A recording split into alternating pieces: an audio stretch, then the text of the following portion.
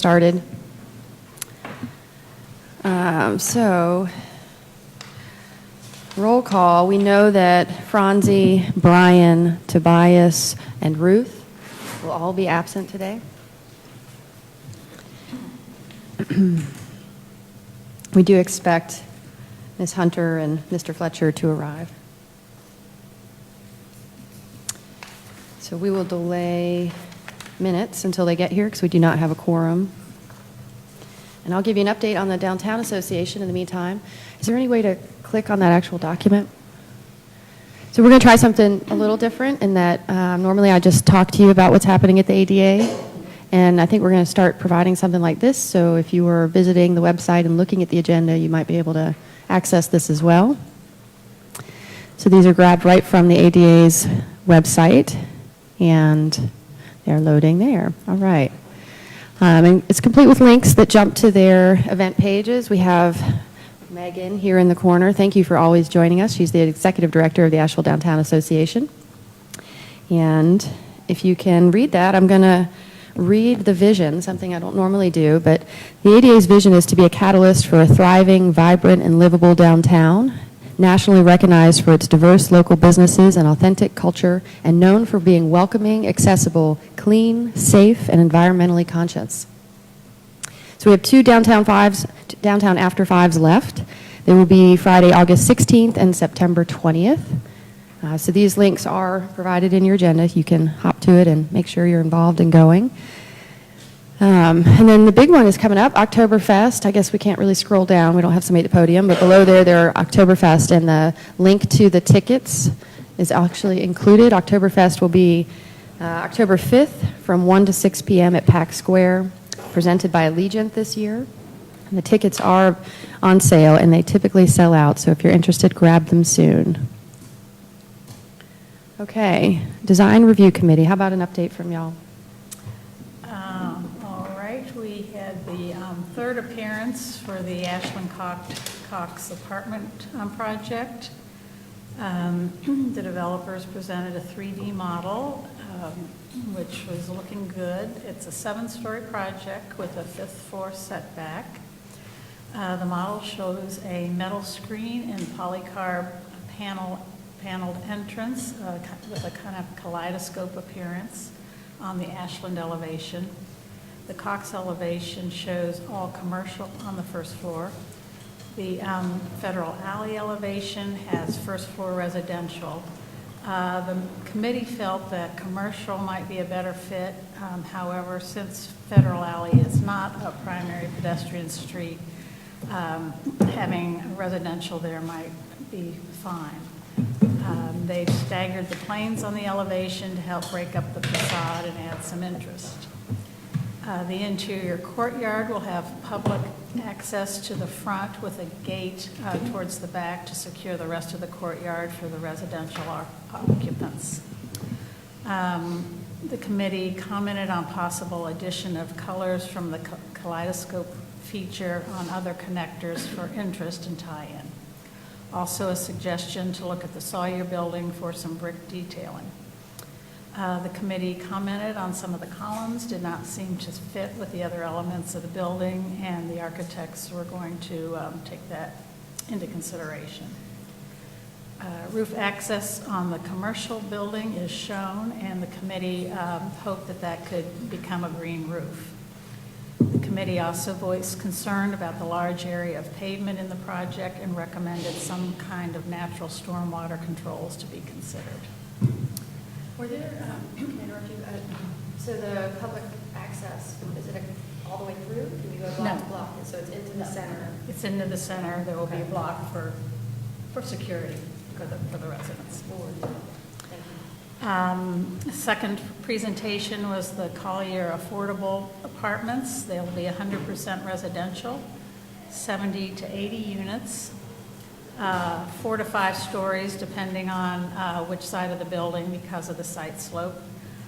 The materials will be polished block, metal panel, and wood. And they are showing vertical bump outs to also break up the facade. Any idea if they plan to be at the next Downtown Commission meeting? They did. Both of them? Yeah. They're coming together, right? It's the same, yeah, the Yeah. same. You're right, you read the design. Yeah. Great, thank you. Okay. So next on the agenda, we have someone who is also not here because we're ahead of time. I'm hoping Andrew walks in soon and we can at least discuss the minutes. Maybe we can jump ahead to the TMIP process. Would you ladies like to join us up at the podium? So as you all know, they're going to do a little introduction to the process itself. I will pass around what I was handed as a CLC member, but thank you. If you could just introduce yourself. Hi, I'm Marla Tambellini. I'm the Deputy Director and Vice President of Marketing for Explore Asheville. I'm here today to just give you kind of an introduction to the Tourism Management and Investment Plan, which Sage is providing some copies to you. This is a year-long process, collaborative process, that involves public entities, the tourism entities, as well as the community, in developing a framework that will guide the tourism product development moving forward, looking at long-term investments of those funds, and looking at how we can work collaboratively as a community to identify the best use within the framework of the guidelines that and criteria that are mandated by law for the Tourism Product Development Fund. We have convened a Community Leadership Council. Sage is a member of that, as well as several other members of the Downtown Commission. I believe Franzi, Ruth, Tobias, and let's see who else. Yes, Ruth Summers and Franzi. Yeah. So four of you are on that Community Leadership Council. There are 4 phases of the project. The first 2 are the assessment and discovery phase, and those allow us to also bring data resources to bear on this. So we're in the process right now where we're trying to also gather public input into the process. So there are 3 workshops that are scheduled for next week. Just wanted to read those to you. The first one is on Thursday, August 15th from noon to 2 at the U.S. Cellular Center Banquet Hall. The second one is later that evening from 6 to 8 at the Arthur Eddington Center on Livingston. And then the third one is on Friday morning from 9 to 11, also at the U.S. Cellular Center Banquet Hall. In addition, if you go to AshevilleCVB.com and go to the Tourism Management Investment Plan page, there's a TMIP logo on the front that you can go to. You'll find a link to a public survey that we're in the process of trying to get out to the community. So if you can go ahead and take that and then share with your friends. We are seeking public input right now as part of this process. The next phase then will be some type of rollout of all of this information that comes together in September. There is also a Community Leadership Council meeting next week that will also add additional input into the process. So I'm happy to take any questions, but that's just a quick snapshot. There's more in the report that Sage presented to you. What is the duration of the survey that's out right now? When is it closed? We don't have a closing date. We're trying to make sure that we get enough input, but we would like to do an initial kind of highline level of kind of what we're seeing as part of the public input. We probably won't have all of the deep insights at that point. That's great. So I assume these workshops are open to the public, you don't have to register or anything? The workshops are open to the public, and they're basically designed so that there's more opportunity for one-on-one, so they're drop-in. There will be stations set up at each of the workshops so people can come in, and there are different questions throughout the room, and so it's an easy process. So it's not, you don't have to register at this point. And they're all the same, so there's... Yes, the idea was to spread them out with to ensure that everybody could make at least one of them if they wanted to. As well as in different locations, which is nice. Yes. Any other questions? I'd like to mention I took the survey this week, and it's really well written. I think for me it was a really good kind of education tool, exactly what y'all are doing and where some of the funding is going from. I thought I knew everything, but there were some indicators and items in that I wasn't aware of. But I think it's a good reminder for all of us to forward that along and But there were some really good questions that were being asked in that. Well, I just want to make sure that everyone understands that we're very open to all input at this juncture, and so this is an opportunity for people who have feelings about, how the, where they would like to see that money go to. Within the framework of the guidelines to be able to share those sentiments. But it's also, I think this process is also about how we best manage tourism. So it goes beyond, the piece of the investment regarding the tourism product development. This is an opportunity to weigh in because, we live in this community too. We understand that there are challenges and impacts with visitors. And so the idea is let's find as a community, let's look at all of those and see how we can best mitigate, those challenges. I was at the first CLC meeting, and I appreciate the opportunity to serve on that council. And there was some talk at the end, but I haven't heard much since, about the idea that maybe the guidelines or the way that the ratio or the split of 75-25 is split, if that was going to come up as part of the process. I think that's to be seen. I don't think the intent of the original legislation, the guidelines, are necessarily at stake at this point, but I do recognize that there are some opportunities within that, and I think that is one of the things that would come out of this process is let's see how everything plays out, what the needs of the community are, how those can best be served. Great. I requested that we have this on the agenda for a couple reasons. One, so that you all would be abreast of everything that's happening in the process and know to partake, but also because I felt that the commission perhaps would like to issue a statement of ideas or projects or solutions for downtown that some of these things could fund. And I didn't want us to not have the opportunity to speak to that. Now, we do have 5 members actually on this commission that are on the CLC, but so many of them are absent today. We did not recognize we would be half the body that we normally are. But I wanted to encourage us to suggest some things or to issue a statement that tells, what some of our goals have been and to share it with the community or with the CLC via our members or directly with the CVB if needed. And I actually put together a couple images that I wouldn't mind sharing just to spur you guys some thoughts, because I think we have a stake at this. It's downtown. This is the epicenter. I think related to this, can you remind us again the criteria of projects that are selected and awarded?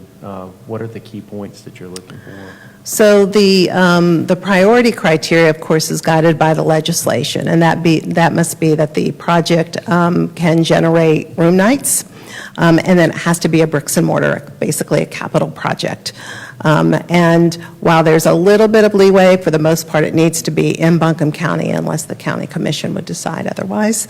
But then there's a stronger set of criteria, complementary set of criteria that the TPDF looks at, which is a little bit more extensive. And so that is, understanding whether there are matching funds going into the project, for example, what the ROI in terms of the payoff of the amount of the loan to the amount of the amount of the grant, rather, to the amount of the room nights generated. There are particularly some that are economic development generated. So the whole list of criteria can be found under the Tourism Product Development Fund on the AshevilleCVB.com site. But first and foremost, a project can't move forward if it does not adhere to the legislative guidelines that govern the TPDF. Thank you. Can I ask you to do that? Would you mind hitting that button? Do you want me to stay up here? Would you like to or discuss? you could have a seat and answer questions. Thank you, Marla, for that introduction and for coming last minute. So Andrew's not here. I met with him. You're just going to push the projector until it hits the one I'm plugged into, HDMI source, until you get to HDMI. So Andrew and I met yesterday, and I had contacted Franzi and Ruth and about their role in the CLC, and we just kind of brainstormed, like, what are all the things we always wish we had for downtown, and what would be, could we just put them out there as ideas? No signal. Do you have to switch anything on your computer? HDMI, yeah. Oh,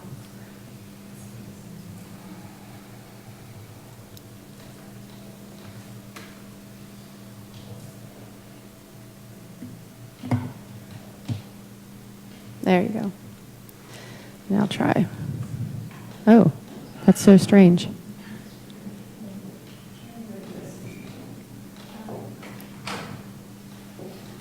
Yay.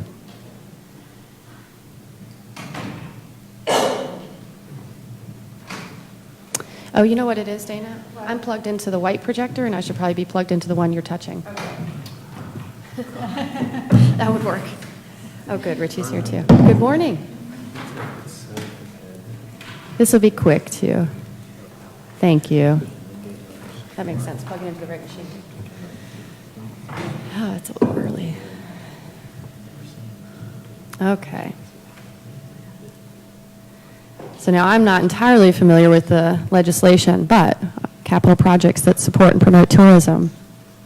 So these are just brainstorming ideas. These are just my opinions. Doesn't mean anything, but I wanted to encourage us to have some ideas and to come together on some kind of recommendations. But think of some things that we could have, like, oh, a parking deck.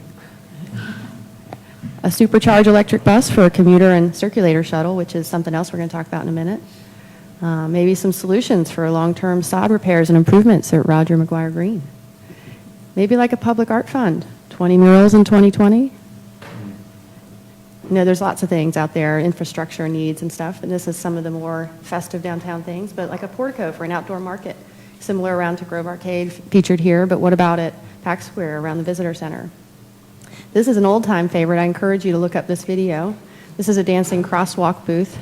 It's very cute. You go in, you dance, and while you're waiting for it to change, your figure pops up on the actual crosswalk. It's very cute. There's a lot of videos out there.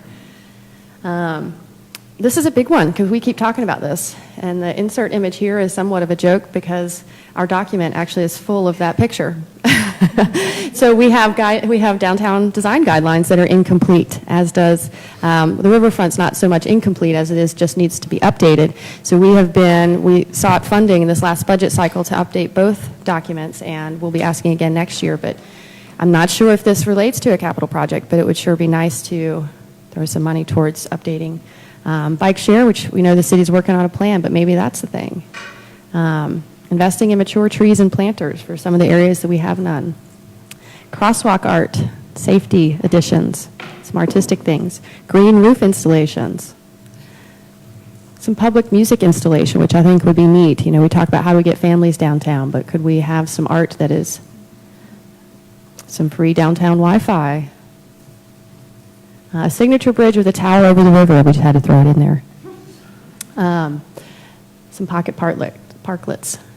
So just some ideas, but I wanted us to think about some things. And, does the commission want to put forth some ideas or at least some things that downtown has been trying to attain? And we don't have to do that today, but the process is about to speed up and the public input is coming soon. So I wanted to get your brains going. Go ahead. So I would suggest that you also, go ahead and email this, and certainly Sage, I know you'll share it at the next CLC. I will. I also wanted to remind people that, the TDA does not actually build things.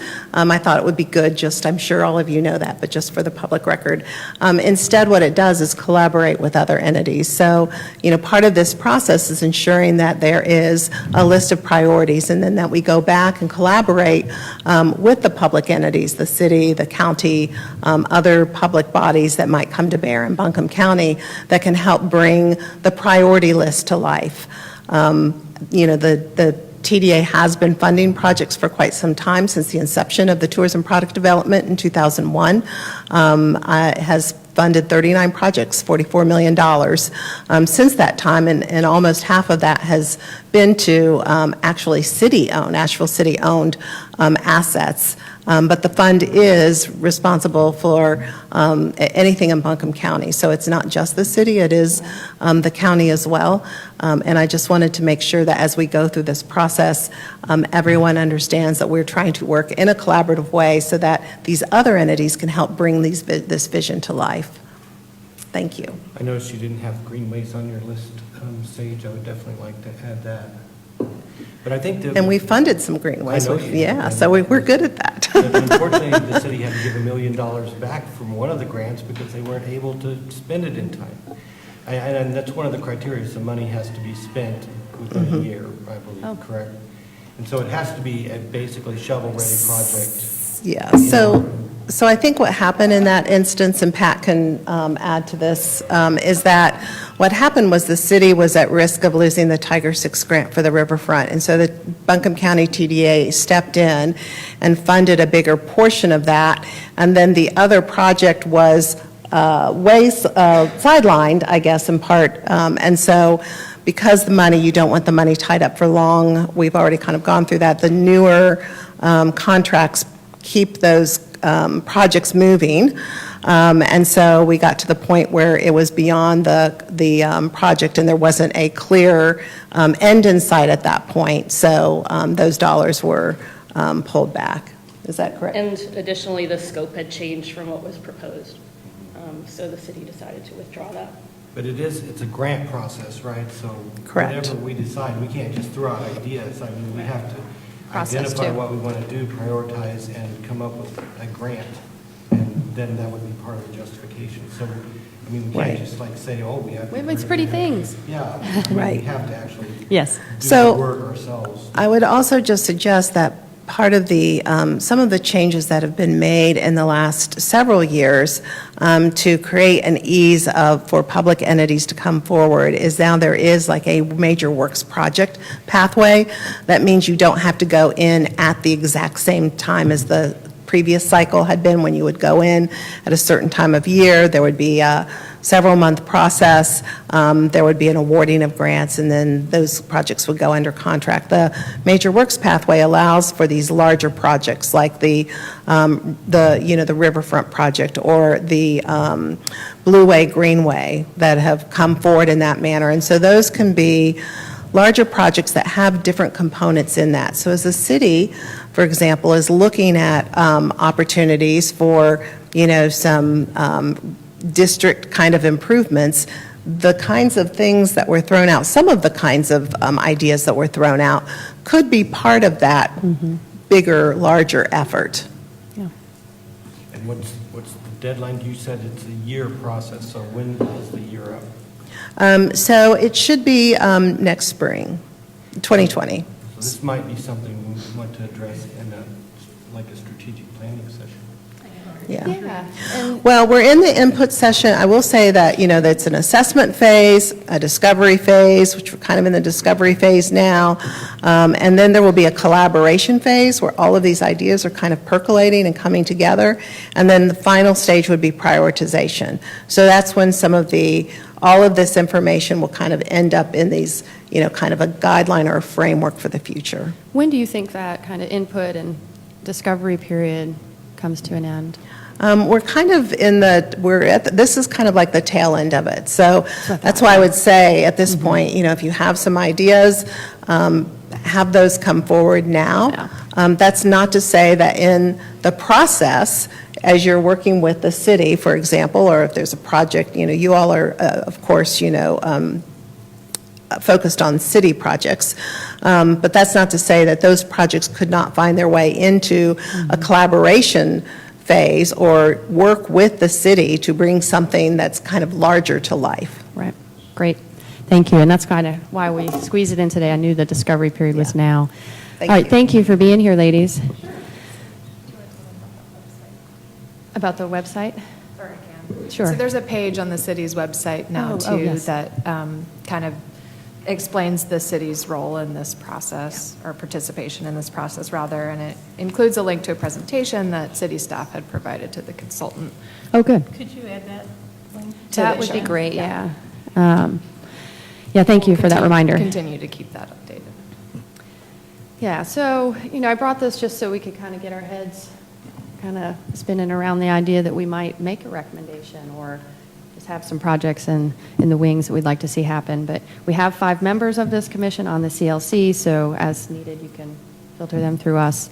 I am there on that council as a representative of this commission, so put me to work for you. Any other questions about the TMIP process or for staff here today? All right, thank you. One quick piece of business before we have Richie come up. Now that we have a quorum, we need to review and approve previous minutes. Did everybody have a chance to look at them? And review them? There were some lengthy ones in there. Looked pretty good to me.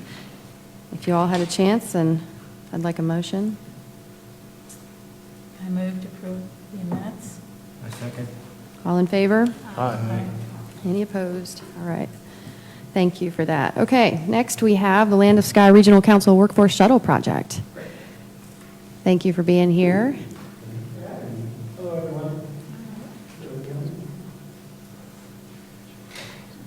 Let me discover what technical problems there were. You should be good. You might be doing the wrong, Oh. yeah, put that one back and grab the HDMI from here, from me. And just use this, it'll be fastest. Yeah.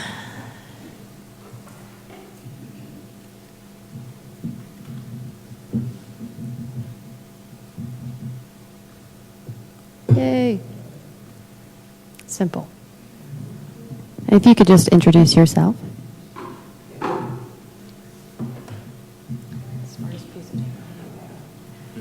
Hi, everyone. My name is Richie Rozelle. I work at Land of Sky Regional Council, which is your regional council of government. We work for you in a capacity that represents more than just Asheville, but our entire region. My role is transportation demand management. If you're curious what transportation demand management is, essentially I am your decongestant. I am the pill that you take to fix all of your congestion woes. Unfortunately, the world just doesn't work that way, but I do work on a daily basis with companies and individuals to try to work through commuter solutions that result in less single-occupant vehicle traffic. So I'm here today to talk about a proposition that brings together some subjects I'm sure you've never, as a body, considered, and those are parking, traffic, and your downtown workforce scene. So essentially, we're going to talk about the proposition of a shuttle. But first, I want to give you a commuter snapshot that puts some numbers behind some things that I think we all probably intrinsically know about the people that come and work downtown in our region. The city is growing very quickly, 10% growth since 2010. It has the greatest daytime-nighttime population shift in North Carolina, meaning people come into the city, they leave the city in a capacity that's larger than any other city in this state, and that's at almost 50%, meaning we double almost in size every day.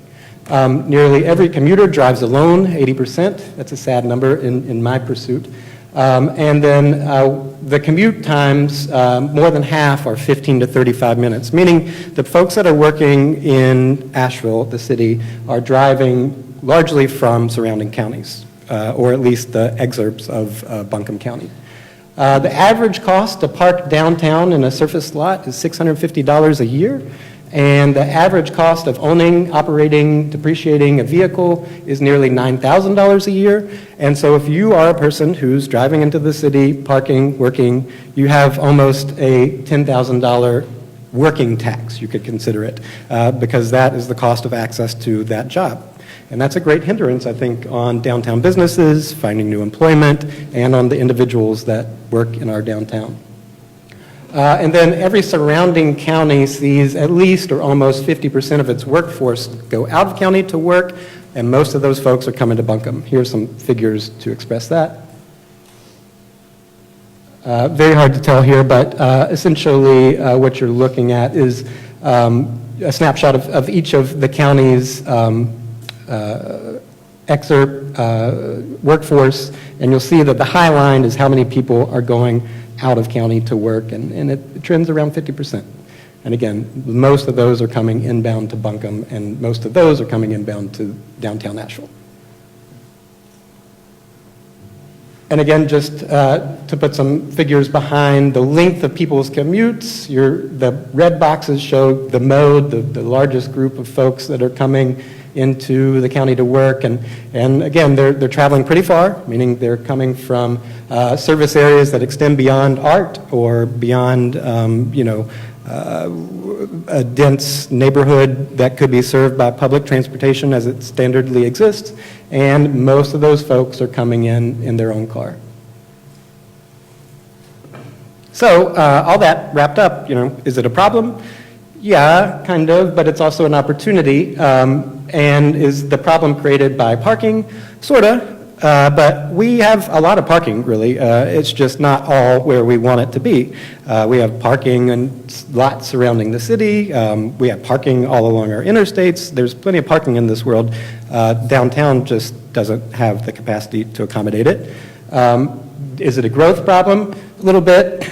If we could go back in time and stem sprawl, we probably would, but we don't have the time machine, so we're developing as we're developing, and we're doing our best with zoning to help with that. But it is a transportation problem, and it's that choice that people are making to take their single occupant vehicle into downtown every day that's creating the traffic that we live with and the parking crunches that we see and the roads that are feeding the city into capacity.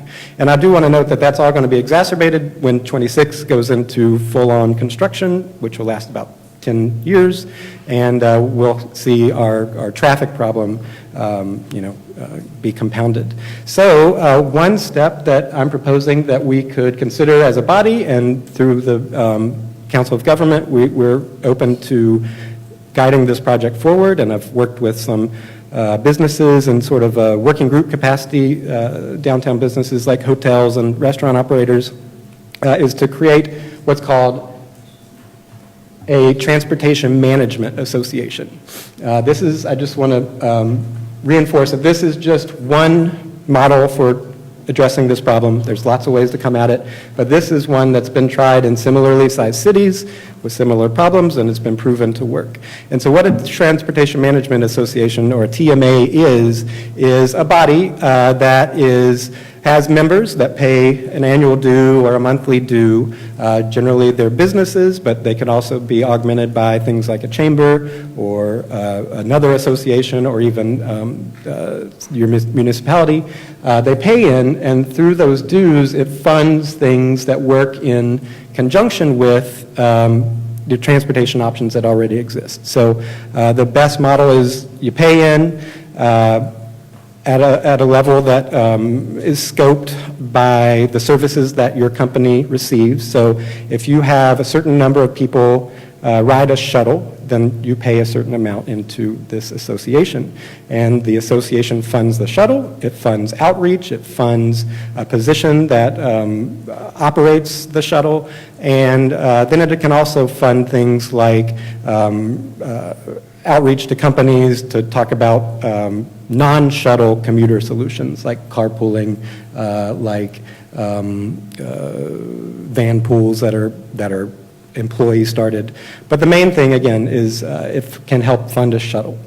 And I do want to note that it doesn't carry the full cost of the shuttle. The TMA usually is a subsidy to the riders. So the riders from the company might pay half. They might pay something on the level of $2 a day, which again is a huge savings over the cost of their parking and car ownership.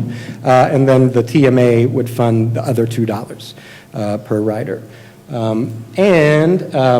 What you get out of that is you get that many people off the road. But more than that, again, looking at that commuter snapshot, where all these people are coming from,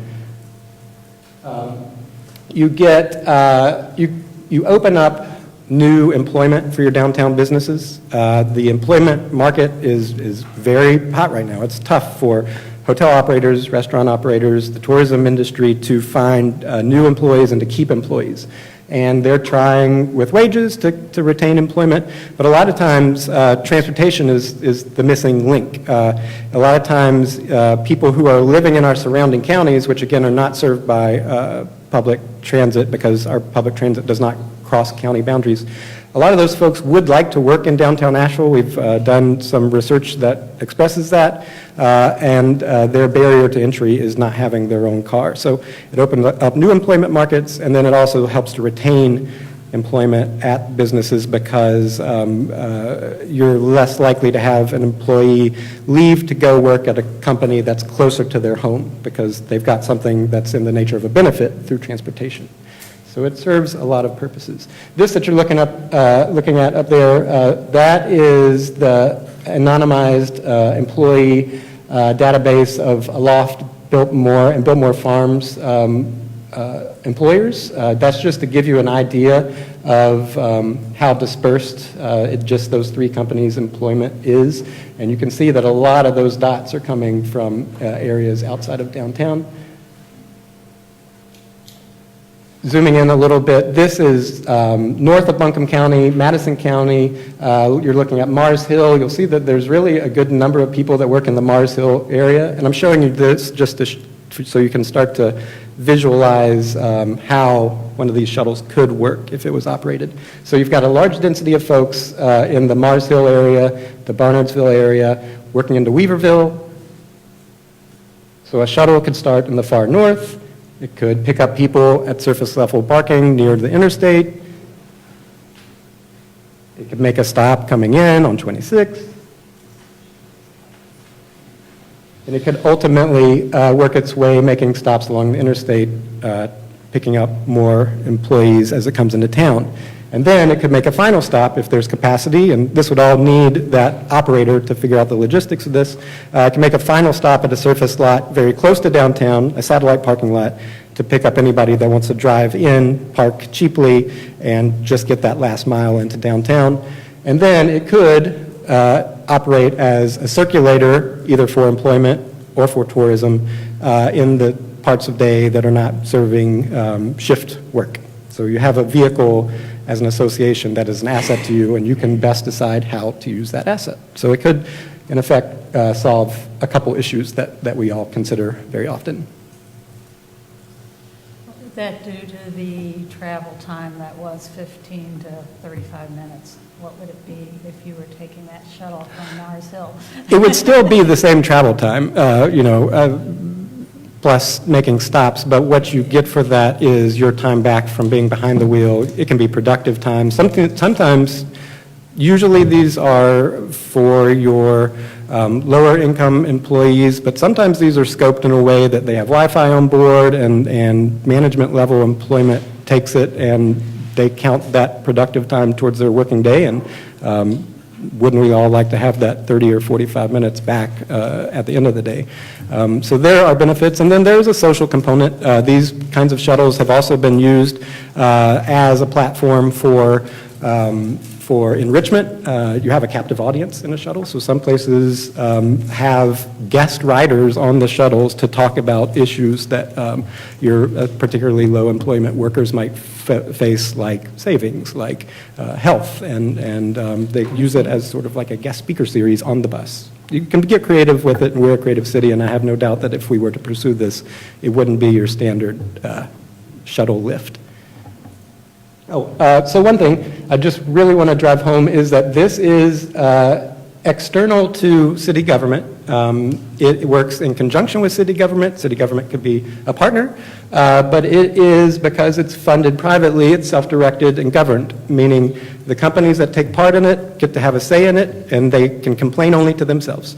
And that means that, they'll be able to consider their return on investment and how it's scoped, where it goes, and then how it grows. So they'll be able to decide if it's a good return on investment. Do they want to grow it into different lines? Do they want to start to focus on the tourism transportation issue through that group also? But it gives you a platform that's self-governed and starts to have some autonomous control over this problem set that we all think about a lot. So where we are with this project, I mentioned earlier that I've met and gotten the sort of tentative blessing of a lot of the big hotel operators, restaurateurs. They're interested in engaging with this. They've implied that they would be willing to have skin in the game, but they unanimously voted that they would like to see a sort of an assessment and a establishment process created. Not a full-on study that's going to take years, but a guided establishment process, something that would start to set the levels of investment that they would need, start to say, okay, if the city is a partner, on what level is the city a partner, and find a home for this kind of thing, because it could live within the chamber, it could live within the downtown association, it could live maybe not within the TDA, but associated to the TDA, but finding its natural home. Or it could live in an entirely new nonprofit that is created for this express purpose. But to do that, that will take a small amount of investment. I'm in discussion with the foundation about whether or not that could be the route for some seed money to get this establishment process Which going. foundation? Oh, the Downtown Asheville Downtown Association. Got it. Association Okay, Foundation. thank you. Yeah. Or any others that you know of that I should talk to. If somebody's got money, I'm happy to go meet with them. But we're looking for something in the tune of about $5,000 to $10,000 to get that consultant-guided establishment process going. And it could be that we find out at the end of it that it's not the time, but I think given the volume of discussion that this topic gets, that we would end up someplace that would be worth the time and investment. And then my role as your decongestant for the area, I'm basically a free consultant, but I don't have the level of expertise on this particular topic to say I know the best way to do it, so we would want to bring in some outside advice along that line. So really, I'm talking to you all today just to bring everybody into the loop, because this will be a collaborative process if it rolls forward. I'm not looking for a vote or anything like that, but I would like to hear from you thoughts. You can poke holes in it. I'm happy to provide any references that you'd like. I have a great white paper that explains in greater detail what a TMA is, and I can give examples of places that they operate. But really to hear what you think and whether you think as a body it's worth my time, because I am your employee through your Council of Government, to pursue this. I have several questions. Great. So I'll start with the first. So what percentage of commuters make 2 or more stops in this part of the study that you've done before they get to work or before they get home? Yeah, it's a great point. Often we do use our commute to accomplish multiple goals, childcare, sometimes grocery shopping, errands running. So this solution is not going to work for everybody, and that's obvious. But the idea is you have your pickup locations at a place like a grocery store or something that has a lot of your errand type activities close at hand, so they'll still get a lift to that location, or they'll drive to that location, and then they can work out that part of their commute, either before or after picking up the shuttle. The child care component does complicate things, and so this is not a great solution for those folks. Right, and that was the other thing I was going to ask, if you've done any collaboration with the Western North Carolina Diversity and Equity Coalition, because a couple of the businesses that you were pointing out where their employees are their HR directors are members of that coalition, and the idea is that there's more equity infused within their companies, and this is a huge consideration of that, because if a predominant number of employees are at or below living wage, which in many cases are, then their commuter needs are going to be completely different than someone who's earning better than living wage, even Absolutely. up into managerial. So I just want to offer that, is that collaboration would probably be really important to get an accurate understanding of the equity component that they're putting into their organizations, as well as if this fits into everyday workers or if it's more of a management solution. Yeah, I would love to be connected with that group, and I think that that group could offer a lot of guidance, particularly with that sort of last stop for last mile kind of folks,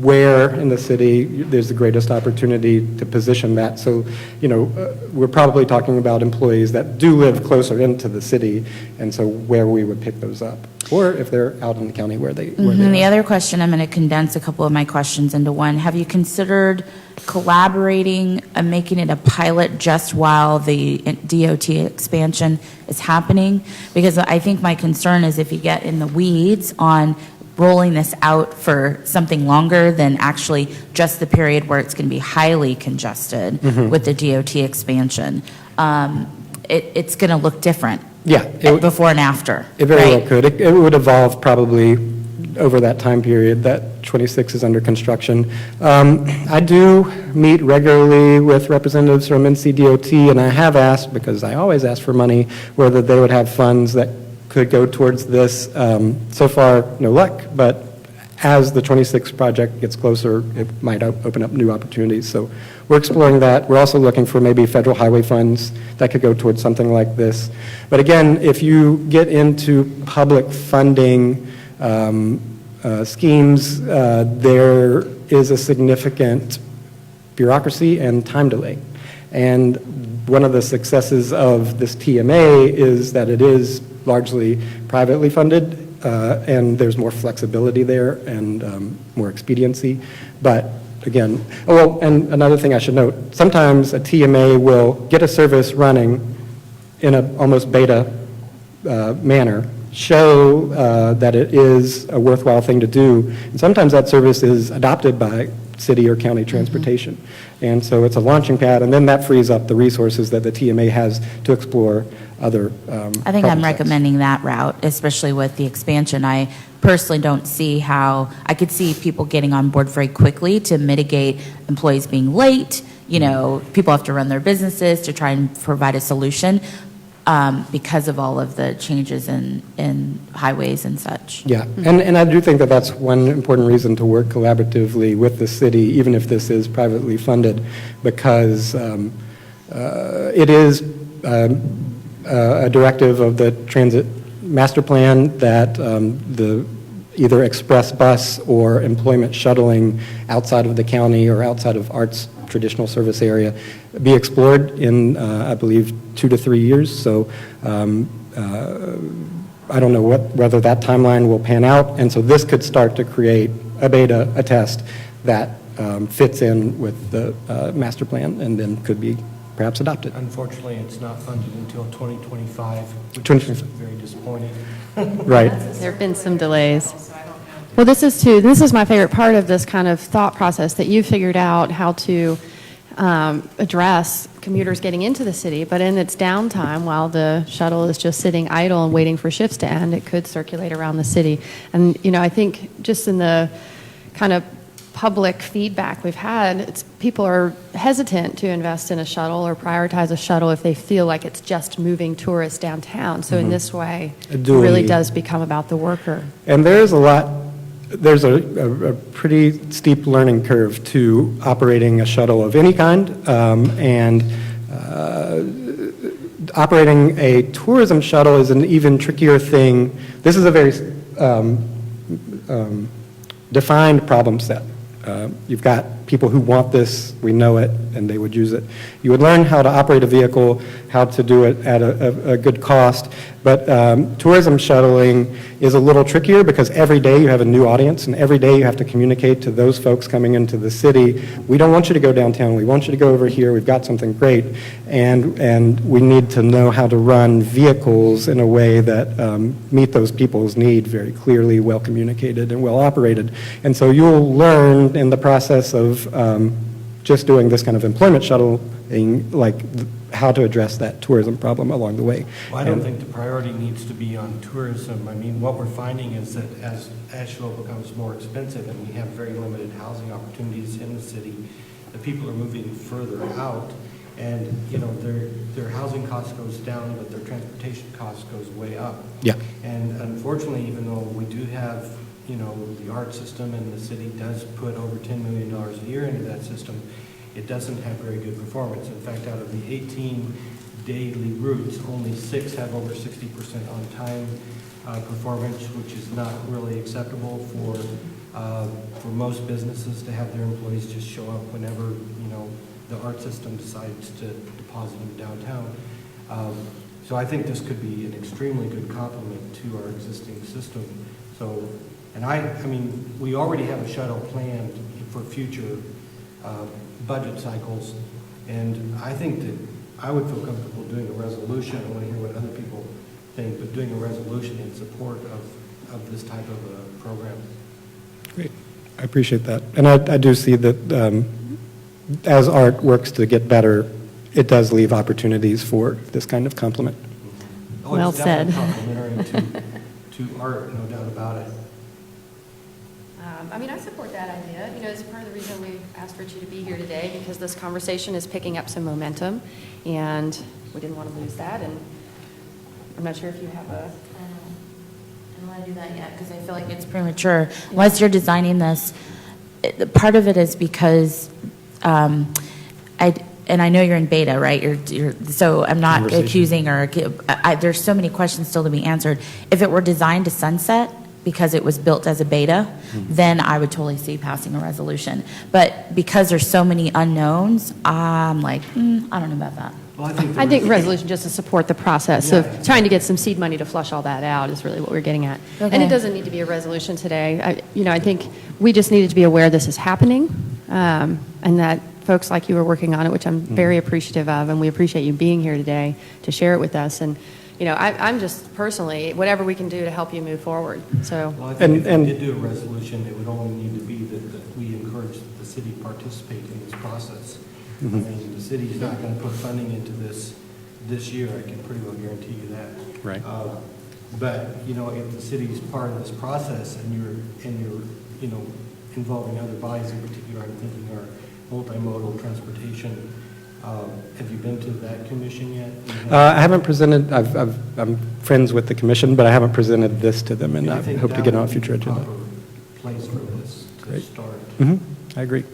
And Ms. Hunter, to address your concerns, I absolutely agree. I have 101 questions myself as to how this is operationalized, how it plays out, and equity is very high on that list. I think what I'm asking for, hoping for support on, is just a pathway to establishing something like the TMA. And the TMA isn't necessarily the shuttle operating in that example that I showed. That was just consider this. But the TMA would hopefully, ideally, and if I'm working with it, work through all of those issues so that various needs are met within the community. So it doesn't have to do with you. It has to do with the ecosystem of what's happening downtown and how so many people of median and low income can't afford to live here anymore. So this layered on top of that suggests, in my mind, if this is built into equity and affordability and things like that, then I'm all for it. But because we have more and more, weekly, there are more things happening on so many fronts that are continuing to disperse median to low income people, it's hard for me just to make a blanket yes, because I'm like, this could be the next thing that actually disperses more people if not done well. So I don't feel like I have a grip, quite a depth of understanding of how, besides just transportation, how that transportation is actually uplifting more equity, especially with the three organizations you mentioned and what their potential, I don't know. It's hard. I know it just is like a simple question, but there's, as a person of color who deals with so much stuff on a weekly basis, that's crazy. That is not normal for human life. I just am very concerned about these things. Yeah, And I know it just understand. seems like a ride, and it seems like it's going to solve problems where people don't have cars, but that's how we get to these places, is we very quickly jump in without considering all the people at hand. And our work is supposed to support the people, not to override their needs. And so that question isn't answered for me. And I know many people disagree with me, but it's okay. I live it every day, so I have to stand up for what I know. I hear you. Well, I don't see how waiting till 2025 helps those people in any way. That's why I think the city should be participating in this process. Right, but those people are people like me, so as much as we can be removed from those people, are people like myself.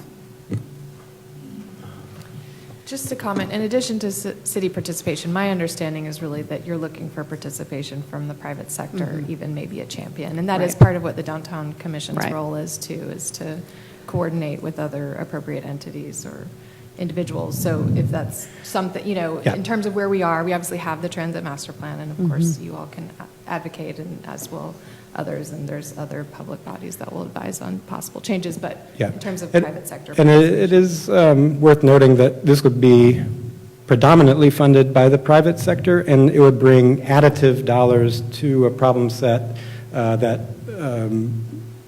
hopefully would address the needs that you have so well elucidated that wouldn't otherwise be available. They wouldn't be city funds, they wouldn't be TDA funds, they wouldn't be funds that would ideally be allocated to other useful things within the city, these new dollars, which I think if there's an opportunity to put those to good use, it's worth exploring.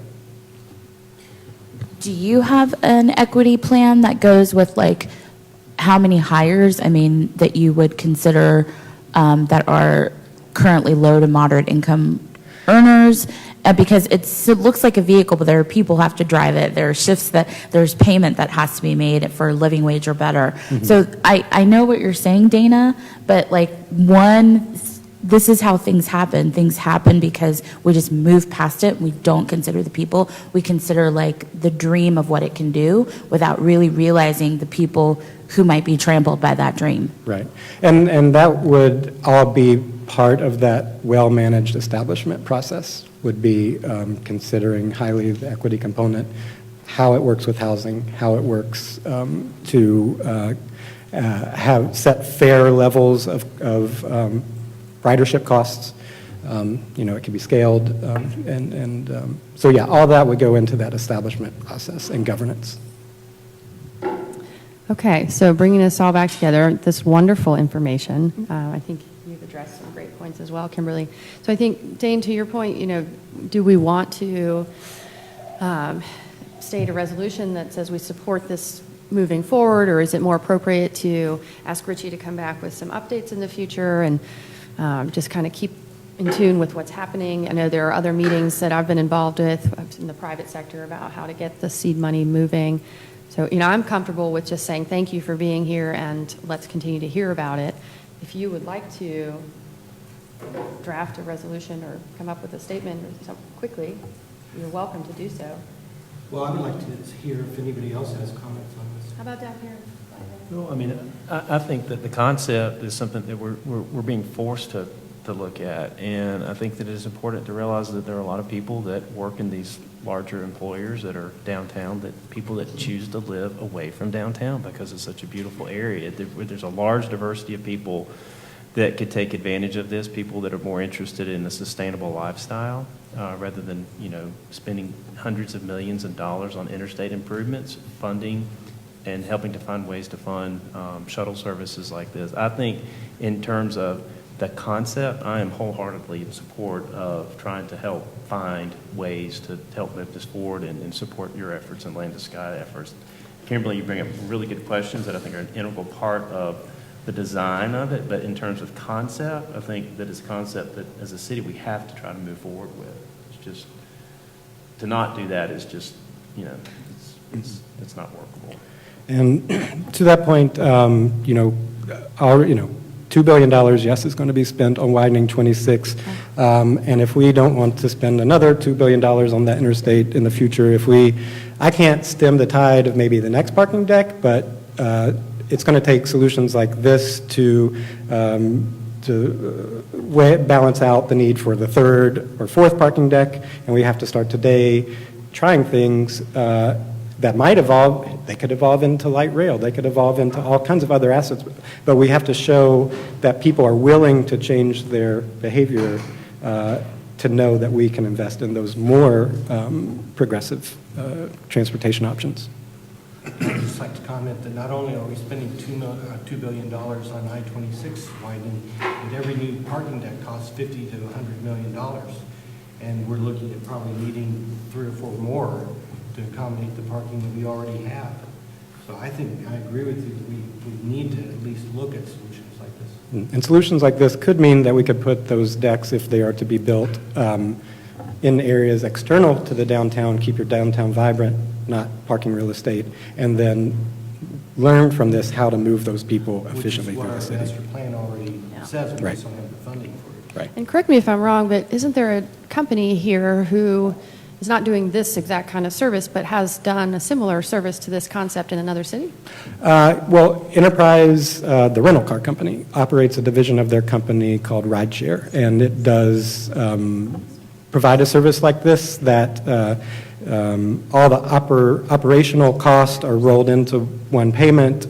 You can dissolve it within a month's notice. So back to your beta point, this is a way to try, see if it works, have no ongoing obligation contractually under a service like that, dissolve it if it just doesn't pan out or if it's not done scope to the satisfaction of the participants. And then it is also built to scale. So because they're a company that has so many vehicles at their disposal, if it's a wild success, they can give you a larger one. If somebody, larger vehicle, more higher capacity vehicle. If it's somebody gets out of a route and you have a vehicle that's too large, they can downsize the vehicle. So working with a partner like that makes it at least easy in the early days to do this without having to reinvent the wheel. Would you like to try, Dave? Well, sure. Yeah, I would like to propose a resolution that the city participate in the study aspect of this, the feasibility study, and that probably this should be referred to the Multimodal Transit Commission for participating in that. If you don't, I mean, this isn't part of the resolution, but if you don't find somebody there that wants to participate, which I'd be very surprised, then by all means come back to us and we'll, I'm sure we can find somebody. Richie's been kind enough to join us in attending the parking committee as well, so we'll have some regular hands on his work, which is great. Well, I'm thinking it should say something just like the town commission supports moving forward on this project. Yeah, and I'm not sure about saying that the city should when the city's already outlined their plan of participation and priorities.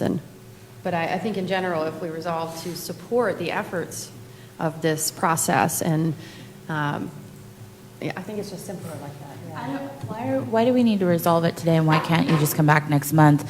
There are several suggestions I made. Get in touch with the WNC DEC, update, get some solutions on some of the things I've asked, and then when we see progress, we can create a resolution next month. Because if we make a resolution, it gets into the minutes and it's something that goes to city council. So it's I'm not suggesting we don't, I just don't see the point in rushing it. So many times when we've had people come here and talk to us, and then they just get dropped. I mean, that happens over and over again. And by having a resolution, then it's recorded in the minutes, and it would be something that... Right, but my concerns, I don't want those dropped either, and we also have people who are missing, so I'm taking a lot of things into account. I'm going to try and give us a solution. So let's stall on resolving and look for, because you've got some momentum right now. Yeah, and I'm He's not meeting going to with drop other this groups, project. and I think that we can circle back on that and then maybe have more information at hand when we do. Because I don't think we're saying that we don't support this. We're just saying this is interesting and exciting. Let's get some more information and more power to you. Yeah. And I think in the next couple months, you're probably going to make some more headway. Right. And you can circle back with us. When it's better defined. Yeah, Mhm. and we know more about it. Is everybody comfortable with that? Yes. Okay. Yeah, and a nod of support is as good as anything else to me, so thank you. And I am excited about this project, and it is just not there yet for me to make a decision. I understand. Great. Richie, thank you so much for Thank being you. here. I appreciate y'all's time. Yeah, great job. Okay, y'all. As you know, we have no design review today, but we are going to talk about some of the things on our growing list of things we need to cover. So the commission retreat is up next, and here I can grab this. Did you guys? I had emailed you this document, so you'd have some time to look at it before today. And essentially what's happening is, you remember, those of you who were here with us then, 2 years ago we did a trip with, here it goes, nice, with Riverfront. And we went down to Atlanta, and we saw a couple great things like a pop-up information planning site. We saw their riverway that was being built, and we looked at some economic development projects. And so now it's been a couple years, we have this opportunity to go again. Let me pull this up for those in the room. And what we're looking for today is feedback on, what does the commission want to do with its next retreat? We have the opportunity to join the Riverfront in their mobile retreat. We do not have the opportunity to say, we don't want to do that one, but we want to go here instead. So we're either joining the Riverfront on their distant retreat, or we can do one of our own in some capacity locally. And I think it really comes down to whether or not we want to travel and if we have similar goals. I can't get this to open, Dana. I don't know why. Open link, hey. So we've tried to gather some information with relevant data, one of which being, does the city have a shuttle? What is the distance from Asheville? Is it a day trip? Can we pull it off? What's the population there? Do they have a river system? Do they have a trail system? Do they have public transportation? All these things. And then some household income and median data. I'm sorry, folks in the audience, I'm trying to give you this, but it's not going to fit on the screen very well. But the cities across the top are Asheville, Greenville, Knoxville, Charlotte, Columbia, Chattanooga, Charlottesville, Roanoke. Dana, why are some in green? You know what? Those were previously highlighted in green. I think that was after Sarah had talked with Riverfront Commission. Okay, so maybe these are Riverfront's priorities? Some of the priorities, but that can change. I don't know if it was discussed at Riverfront last night, and maybe Steph has updates on that. Okay. So I had asked you guys to think about individually if you wanted to travel for your retreat, if you had any other different goals. What are y'all thinking? Anyone? Well, I thought the Atlanta trip was very informative and beneficial. So. And I think we picked up the idea of the South Slope Pocket Planning Office from that trip, right? That was down at the Art Center for a while, which turned out to be really great and helpful and engaging for the community. Is there a thought to go back to some place we visited just to measure, like, since we were back, what's changed, what hasn't gone well, what is blown up in your face? I'm not sure. I haven't thought of that. We haven't gone too many places. I know one of our 2-year goals, the top priority was an explosion of residential population across all incomes and folks in downtown. So I was trying to layer in, do they have a lot of housing downtown? But it seems to me what's happening is with the riverfront, they really want to get around a riverway, obviously. And another thing that was aligning with that pretty often was having a shuttle system. Well, as far as I know, Atlanta is the only place we've actually driven to for our retreats since I've been on the commission. Yeah. And it's only been a year, so I don't think that going back after a year would really be beneficial. What we saw there was mostly there were several things we saw, but the greenways were probably the most interesting. And I think we already have a pretty clear direction on greenways, so I don't think we would learn that much from going back to Atlanta. We had also, as a commission, talked about doing a joint retreat with the P&Z Planning Board, and so the gist here is that Riverfront Commission is going to utilize a bus to move people to the city and back. And if we join, and if there's any possible room left, we might be able to engage some P&Z members. But really, this is about Riverfront first and us joining second. Go ahead. The opportunity is available if you agree with Riverfront to plan this in coordination together. So I just want to make that really Did Riverfront clear. narrow it down to? So So maybe it would be helpful to just tell you right now. So the ones that are in green are the cities that the Riverfront Commission prefers to visit. Great. And last night, they discussed as a group that they would most prefer to go to Chattanooga, Tennessee. So, and they mentioned that it has the trolley shuttle system. They would very much like you to come on this with them. We did travel to Chattanooga together maybe 6 years ago with the Riverfront Commission. There was only one member of the commission that actually went on that trip because it is all turned over since that time. But it was a great time. Obviously, they have a really interesting downtown redevelopment story. There's a lot of, they do design review. We met with them about that last time. So for me, it would definitely be finding out what they've done since we were there before. But the group recognizes it's a totally different river system. They have commercial traffic on their river. Still would like to go, and they'd like for you to consider that. And they're open to the other cities as well, but that is their first choice. I think in terms of lessons learned, Chattanooga would have the most to offer. They're at this now, 3 decades of just being at the forefront of cities similar to Asheville in size and in income that I think they have so much that they can share, and I think, there are a lot of things I think they'd really like to hear from Asheville. And I think it could be a really collaborative engagement with them. And geographically, it's a reasonable journey.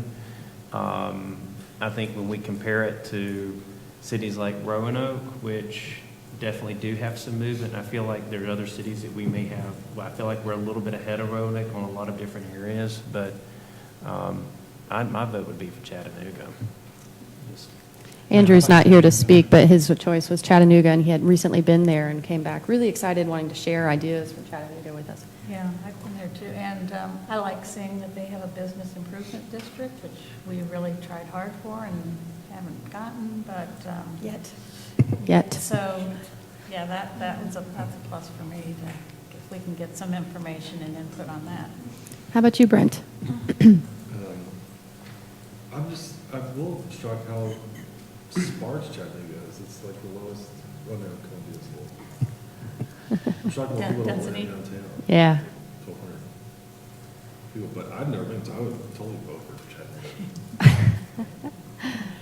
Chattanooga. Well, it does have overlapping interests. There is, I think it was for this fall, it's October. When are we? Yep, October Yeah. is the date. We can work on that with you all as well. Mid-October. Beginning of One of my concerns in general, and this applied to many of the options, is that would we be traveling somewhere that has a state system that is so different than ours as a Dillon Rule state? Would we be going and seeing dreams we could never have and things like that? But I think, I mean, let's face it, it happens. Well, I want us to be responsible with the taxpayers' money and investing all of our volunteer time and taking an entire day to travel, as well as the staff time it takes to organize this kind of thing. We're all very busy. So it sounds like I'm hearing Chattanooga. Are we hearing Chattanooga over here? I'm hearing Chattanooga across the board. So Yeah, some of these you could just eliminate, like Charlottesville's not, I mean, that's a university-dominated town that has totally different issues to make happen. yeah, I think the riverfront populated this list as folks with a great thriving riverway. So perhaps it does. I don't know, Charlottesville. Okay, well, it sounds like we want to go to Chattanooga with riverfront. Yeah, and I just want to say I'm excited about this because it's combining groups. It's looking at it from all of our perspective together, and I think that's a benefit to the community without going to different places and having different ideas. So I'm very excited about that. That's great. Okay. Thank you. We don't need an official vote. We're just telling you we're interested. Let's do it. If you could follow up with dates sooner than later so we can, those of us that need to plan that far out. Okay, we have a couple things left. So Downtown Design Review Committee, the committee composition. Who's speaking to this? Oh, Sasha, Stephen Lee? Okay. Thank you. So we were going to have this discussion in July, and we lost a quorum, so I think we decided just to wait till this meeting.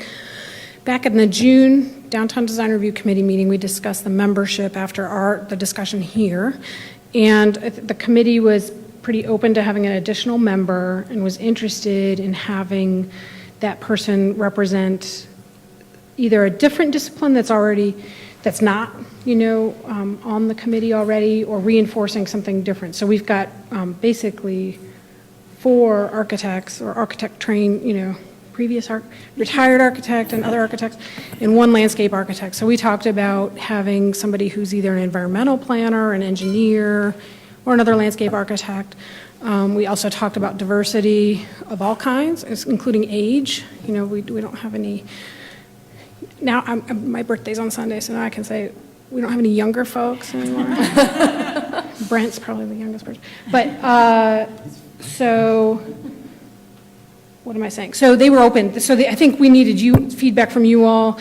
I did have that application period open. We only got two applications, one being Brian Moffett, who's already on the committee, and one from Michael McDonough, who was on the committee for 6 years and is an architect. So we didn't get, and we sent it out to a bunch of LAs, and I found even a younger environmental engineer who's not in the field anymore, but she was like, nah, I'm going to pass on that. But so So I haven't had time, honestly, to re-advertise that position if we wanted to, but I kind of wanted to get a read from you all. Do you want to add that sixth position or not first? And the opinion of the committee members that are present was that you agreed with the expansion of adding a person, right? Well, we didn't think, I didn't think it was necessary, but I didn't see it problematic. There was a discussion that oftentimes somebody can't come. Okay, So yeah. it's And then kind of, often you'll end up with 5 people I anyway. think if it was someone that could help us with insights into environmental design, sustainable design, that would be very welcome. So then we would another- post it with that particular goal in mind. We could do it that way. Yeah. Mm-hmm. And there was a woman that came a couple commission meetings ago that had just moved to town, very young, youthful, environmental engineer, wanted to get involved. She's got to be in the minutes. I don't know if that was the woman that said no thanks, but she was really looking to get engaged. Okay. So maybe we have a win there. But so you would have to publicize the position again, and you need a vote from us to expand the committee and to prioritize that role. I didn't bring the revised, I guess I want to nod to yes, Okay. go that direction, because I didn't bring the revised rules for you to approve Okay. officially. And that wasn't on the agenda, so you could do that at Oh. your next meeting, or just let us know that that's your intent. That is our intent. Okay. That is our intent. Please do so. Okay. Okay, great. And with that caveat, the environmental engineer, yeah. Or Environmental environmental specialist, planner, planner, engineer, professional. or even Okay, great. Well, that was simple.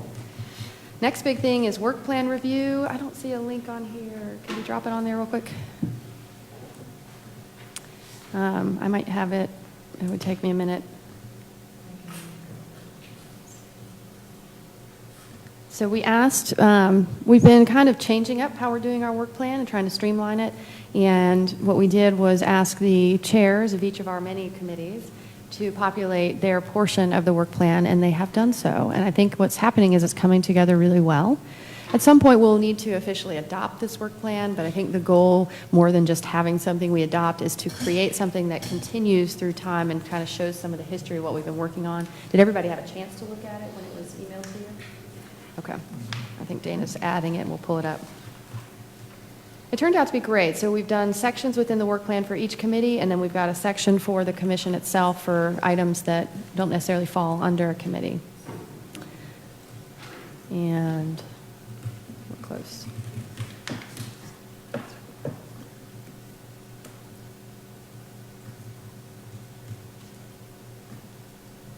Thank you, Dana.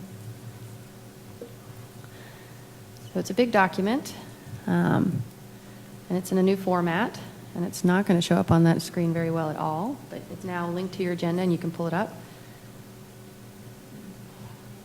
Yeah, and so one of the things that we're trying to do is make sure we identify the other stakeholders and include them in the process, give each task or priority some kind of timeline. So we've moved it to match the city's year.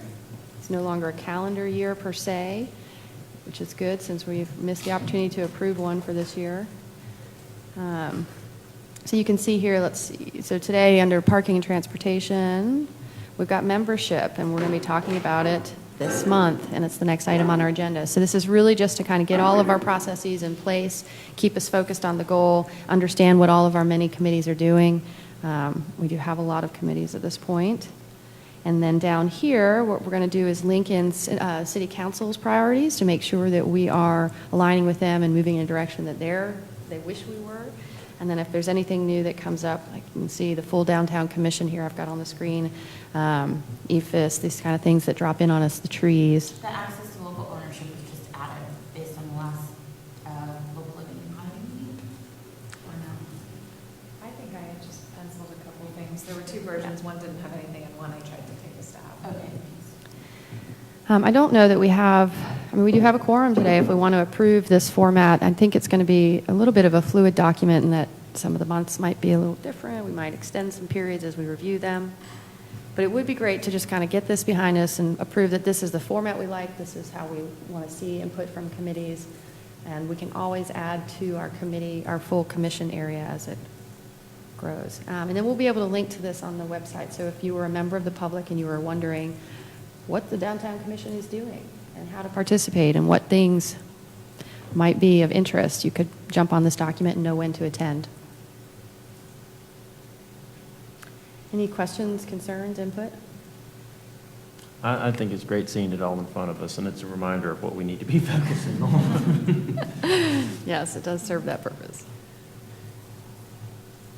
And I think just streamlining it from, council's input and what the committees are already working on and keeping everybody focused on the goal, I think will help us in general. I'm happy with the document. We've been working on it for months.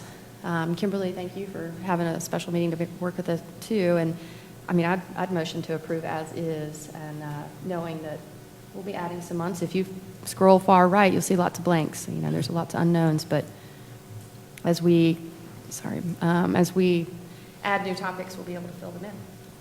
It's a fluid, living document. All right, so that sounds like a motion. I can second that. Any discussion? All right, all in favor? Aye. Any opposed? We have a plan, folks. Yay. Thank you. Okay. You as well. Yeah. Great. Okay. Next, we have just a couple updates. So the parking meeting, let me scroll down to this document. Past the pretty pictures. Ooh, pictures. Hey. Fun stuff there. Okay, parking. So this is actually an update that we had from last meeting, but we again ran out of quorum. So the parking committee update is that we're still working on the loading zones issues. We've been one of our goals was to hear from the companies that are actually doing the delivery, and we're having a hard time getting a hold of people that really want to talk to us. So we're continuing that process, populating more people and trying to get some inside access, friends of friends. More importantly, though, we'd like to ask you for your approval to expand our committee, much like we just talked about with design review. But we have flushed out who those seats might be. And just to give a little background on how this works, you all would approve the roles of the committee. The committee would choose who fills those roles. So unlike design review, which has a formal process, when we started this committee 2 years ago, we just populated roles and then appointed them. And I assume that's still okay, right? Yeah, I'm not sure why it's different than design review. But the roles that you can see, the seats that we currently have. So we have someone from AIR, currently filled by Jane Anderson, the executive director, a downtown developer of various projects, which is currently filled by Karen Ramshaw, a CVB representative, which has been Stephanie Brown, and now would be switching to Pat Kappas, which the committee would vote on. And then we would like to add the following seats: a parking management representative, so someone like McLaurin, Preferred, or other, a county parking and facilities representative. We've identified a couple of folks. We hope they join us. We don't know if they would, but we'd like to have that seat available if so. A restaurant worker or manager, so not just someone that represents AIR, but someone that actually works in the restaurant. And a transportation professional with shuttle experience. Is there a power dynamic that's not intended with a restaurant worker and someone who's on the airport? I think so. I like what you're saying there, but also I know that with AIR, there's a lot of awesome workforce development that happens between restaurants. So I'm just bringing up a potential power dynamic. I'm not sure. It was a suggestion at the committee. AIR was part of the discussion. I'm not aware. Okay. Yeah. I'm aware of this. Okay. So I'm just bringing it up. Yeah. Maybe you could help us inform what to watch out for then, and who that seat is. That would be helpful. Does anybody see any seats that might be helpful that are missing? This is adding 4 seats. This committee has been pretty active. It's been growing. There's a lot of attendance from the public too sometimes, and we've been tackling some great things. Right now, one of the other things we're actually working on is the event parking. There was a petition of businesses downtown that went right to, I guess, a petition to Esther about the event parking in the parking decks and the upcharging, and how it is creating an atmosphere where not everyone that is just a typical visitor to downtown can access the decks because they're so heavily used for the events. They're either full or more expensive, or they didn't know it was going to be more expensive, and so they are turned away or choose not to leave. So it's been impacting some local businesses, and there's some movement there to better understand how we qualify events for dedicated parking at decks. So that's another big topic we're taking on. So would you consider adding more of a citizen-like, but someone who has a specialty in ADA? Because that's a big deal with parking and transportation. There's not enough ADA downtown. Also consider, it left me, it'll come back. You can also contact me later, because I'll have to take Thanks. that to the committee, but yeah. Okay. Do we feel okay about approving these 4 roles? How about I just make a motion to approve adding the following seats: a parking management representative, a county parking facilities representative, a restaurant worker and/or manager, transportation professional with shuttle experience. Can I get a second? Second. Any further discussion? Yeah, it was an art transit rider. Art transit rider. Right, because that is a transportation thing. One of this, we do have a multimodal seat, actually. I'm ignoring that. Oh. It's not on my list for some reason. I forgot that we added multimodal in a separate Then meeting, so Kim you Roney can actually fills that seat right Take now. off what I just said. Okay. then. Yeah, I'm sorry that I didn't put that in the notes. We added that later, maybe 6 months ago. So we do have multimodal representation, although your point is not lost on me. She does ride the bus, though. Okay, great. Any other discussion? All in favor? Aye. Any opposed? Thank you, y'all. That's great. Okay, we do not have Franzi here for a local living economy working group update. Public space management, I'm not sure what happened to Andrew today. Let's make sure to mark him absent, because I had him as late. Haywood Page design plan. Wait, public space management. I Oh, do can you want to provide an update it? So Okay. we're planning to launch the survey on Tuesday, which the committee worked really hard on. So please look for that. We have some flyers, so we're going to try to get the word out as much as we can. The survey will be open through September 23rd. So I'll definitely send a link to the commission once that's live so that you guys can help share that out.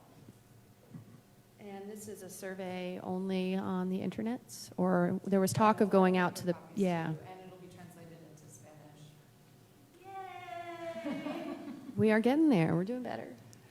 Yeah. And your cute flyer, we'd be remiss not to show it. I know. If maybe you could pass it around. It's pretty sweet. And that's exciting. So the survey will be out a little over, 6 weeks? 5 Yeah, weeks? about Okay. that.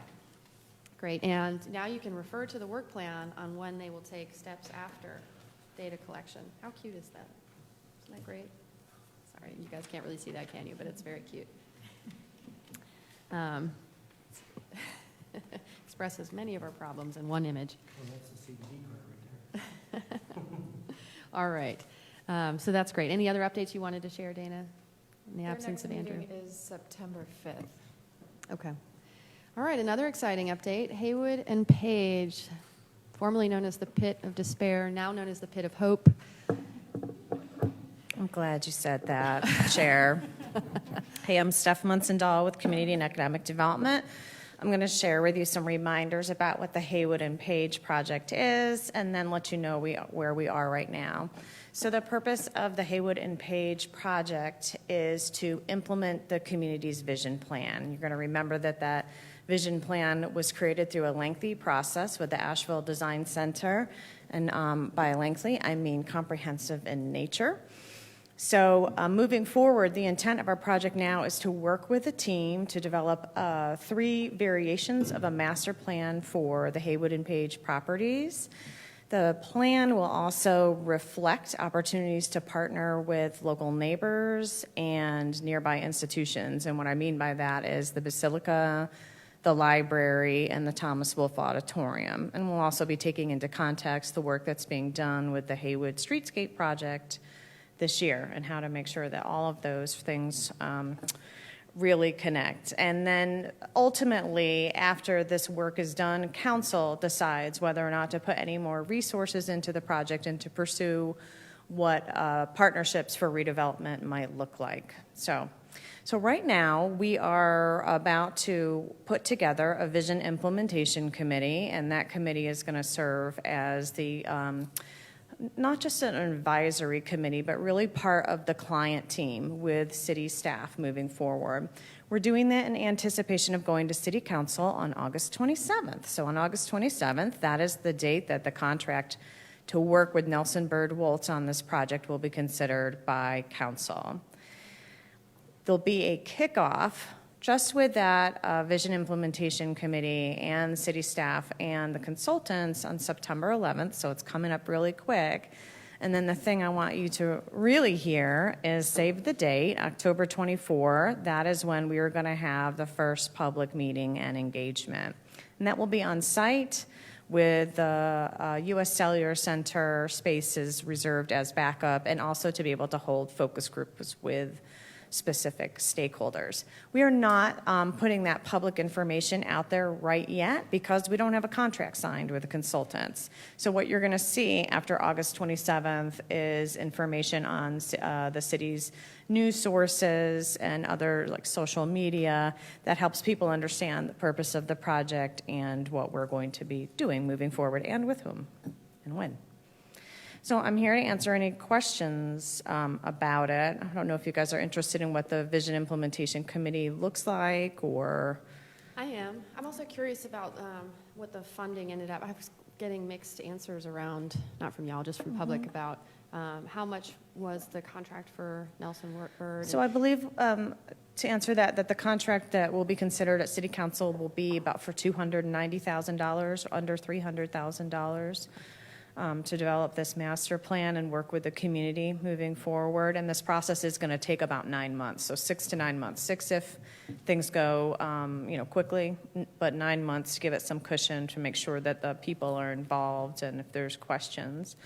The Vision Implementation Committee, I want to point out that the purpose of that committee is to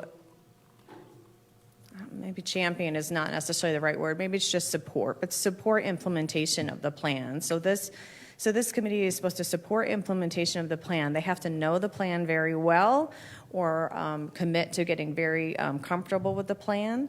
And they're also going to translate the plan into design with staff and the design folks, right? So they won't be doing the design work properly, but they're going to be that chalice that's holding that vision moving forward and serving to make sure in an advisory position that the intent and integrity of that original plan is kept. Because of that, what we're doing for this committee is we're inviting every single person who was on the committee before, because they know the plan best, to be on this committee again. And we are going to be opening up for a couple other spots. We're opening up a spot for equity and inclusion, and we're opening up a spot for design. If anybody who has participated on the committee in the past does not feel up to the job, is no longer in the community, then we will consider adding other people. But what is really important, I think, to understand is that we're not looking to do the same format that we did with the advisory committee before, which is we included specific stakeholders in the process. So in that process, we had someone from the Basilica, someone from the Battery Park Apartments, someone from the Grove Arcade. We don't need to do that with this process because we already had that piece of the process, and or we don't need to do it with this advisory board. And the process itself allows us to have separate stakeholder meetings with folks to say, does this work for you? What problems does this present for your specific population? What are we not getting? Do you like this? And all of that. So, but they will be assembled by August 27, the council meeting day, and then, like I said, meeting first on September 11th. That's all so soon and exciting. It is great. Does the city have a web page dedicated to this, kind of like they did with the TMIP process? It might be helpful. There's just a lot of what's happening. And yep, we have a web page, and it's going to be updated soon with some of this information once we get the contract signed. Maybe we could link to that here. I know everybody jumps on the internet to read our agendas, but Probably for the next meeting we'll have yeah, that. okay. That's exciting. Any questions for? Yeah, I have a question. Stephanie, do you know if there are any, while this process is going on, if there's any plans for programming changes up there at the Pit of Hope? I know there was a stabbing up there about a week ago, so there seems to be some problems there.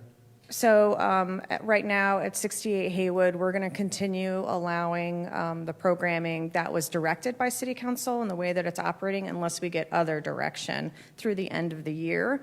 And then the Haywood Street Streetscape project is going to use part of that site for construction, staging, and also a construction office, and that's been worked out with the community. And so there's going to be eyes in the area, and it's going to have a totally different use. Potentially as soon as January. It might not be that the construction office is there right of way, but you will see a lot of other activity happening in that area. Two things. Are we operating this under the rest of the similar city park guidelines? It opens at a certain hour, it's locked up at a certain hour? No, it's not a city park. So there are rules posted, and based on the direction that we got from City Council, those are the hours that we have it posted and open for specific use. But I believe those rules do address things like smoking and other city ordinance issues, things that we wanted to make sure that were similar. Obviously. Well, and I think at the end of this process, it's been such an adventure, 10 years. And this was a trial to see if we establish this temporary setup, what would be the impacts? Would the community appreciate it? It would be nice to have a summary of how that went, and just kind of a closing. We'll absolutely be part of provide it. that. Okay. We provided it fairly recently to the city manager's office. We did do a Great. survey to those who have organized events in this space, and so I think we have some good takeaways from the experience. That's great to hear. Thank you. Any other questions? It's related but not related. It's kind of like a bigger picture question. Is there a retention that's going to be factored into this particular, like in terms of like the advisory board or whatever, retention of ownership or renting around the area? Because that matters in informing some of the stuff that we're doing, not just on this project, but I'm thinking as a whole. It's good to move people around in terms of like who's on boards and committees and who's informing. At the same time, I'm wondering, like, do we capture like retention? Is this person not involved anymore because they moved away and they had to, or because they can't afford it? Like all these pieces that go back and forth that get lost in the cracks. So right now, the project doesn't include us documenting or recording what has actually happened to the people that have participated in the past. And while I think at the last advisory board had a representative from Darn, they weren't representing a specific piece of downtown neighborhoods. The Battery Park and Vanderbilt apartments are rent stabilized, and those are those are affordable housing developments. And so they probably do keep records, and I do not know what their rental structure is or how they think about retention in that way, because they're also both senior housing projects. So, Thanks. yeah, if you have ideas about how we could capture data or get to a bigger issue specifically, I would be very interested in, and I appreciate your input on it and your thoughts on it. Thank you. Okay, thanks. Yeah. Any other questions? We so appreciate that update. Exciting update. All right. Next we have Dana, and downtown Dana, as we call her. Love wrapping it up here. All right. Thank you. The city's concrete crew is going to be working on repairs by the U.S. Cellular Center along Flint Street starting next week, so they'll be there for a few weeks. They're actually going to do both sides of the street. They're going to get a little bit wider of a sidewalk in what's currently a planted mulch area just next to the U.S. Cellular Center building. Tree planting and preservation, we went over this really quickly at the end of the last meeting, so I just kind of want to share that update again, because I know there's been some concerns and a lot of discussion recently, and there's several tree pits downtown that don't have trees, and they're filled temporarily with asphalt. So this spring, there was a contract to plant several trees in downtown. That contract unfortunately fell through. The money was rolled over, so this fall there's going to be a large planting. There's going to be about 60 trees planted, so we should be seeing those pits filled, and I'm working to get a map from Public Works on those locations exactly, so I'll definitely share that with you, Dane, and anyone else who's interested.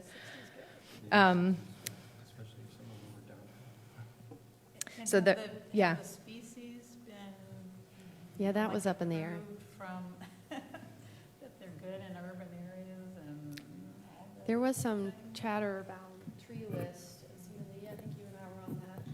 but- I'm assuming the city's forester or arborist just made the selection, so, Mark Hollister. And I don't know specifically on that. I know that there's work being done. There's a new process that's going to be initiated related to tree preservation, but also addressing some challenges related to street trees, when those get planted, if they're being maintained, who's responsible for that initially. Because at this point, once they're planted, the building gets their CO, the city becomes immediately responsible. And so in some cases, the trees are being planted at times when they're not necessarily set up to be successful, and they do need some extra care during that first year. So there's a process, to look at tree preservation, to look at the tree pits, and I'm sure other open issues are going to be addressed as part of this. That scope is still being worked on. I thought I'd have that today, but we don't have If I that can ready add yet. just a quick note, I think that developers should be required to guarantee their tree for a year, because it impacts how they plant it. If they don't have to guarantee it, some developers are just going to throw them in. And I think the city should require a 12-month guarantee period before the city takes ownership of the street trees. So like the Patton Avenue, Patton Apartments on Patton is a really good example. Half of those died right after they were put in. And the city should not be responsible for replacing those. So. I will pass that along to Development Services, and I know that they're planning to add requirements for just that. Oh, that's great. I was going to add it to our list, but great. And last month, related to trees, we talked a little bit about some of DOT's regulations related to where trees are planted in relationship to the street and the speed limit on those streets. So I did, in the update report, provide a link to that document. And I know it's something our transportation staff is interested in looking at and working with them.